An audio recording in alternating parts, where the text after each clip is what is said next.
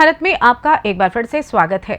आम लोकसभा चुनाव 2024 के मद्देनजर दाहोद जिला प्रशासन द्वारा एक संगीतमय मतदाता जागरूकता कार्यक्रम का आयोजन किया गया।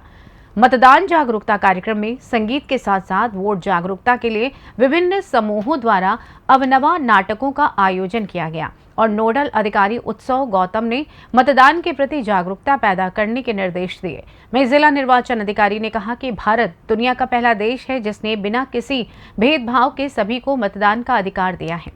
वहीं इस कार्यक्रम के लिए दाहोद सिद्धराज जयसिंह छाप झील में प्रवेश आज पूरी तरीके से निःशुल्क था।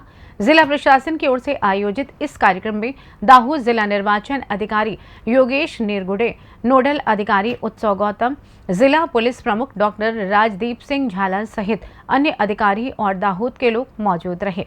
इस मतदाता जागरूकता कार्यक्रम में बड़ी संख्या में लोग शामिल हुए। तो मतदार जागृति માટે જિલ્લા વહીવટી તંત્ર દ્વારા જુદા જુદા પ્રકારના પગલાઓ લેવામાં આવી રહ્યા છે। એના ભાગરૂપે આજે અહીંયા નાટક અને નૃત્યોના માધ્યમથી લોકોમાં જાગૃતિ આવે એના માટે પ્રયત્ન કરવામાં આવ્યા હતા। એની સાથે સાથે જ ચૂંટણીલક્ષી જેટલા પણ તૈયારીઓ છે લગભગ પૂર્ણતાના આરે છે।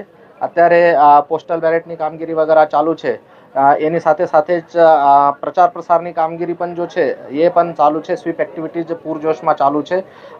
પોલીસ તંત્ર તરફથી પણ એરિયા ડોમિનેશનની કામગીરી ચાલુ છે। આપણા જિલ્લામાં સીએપીએફના દળો પણ આવવાના છે।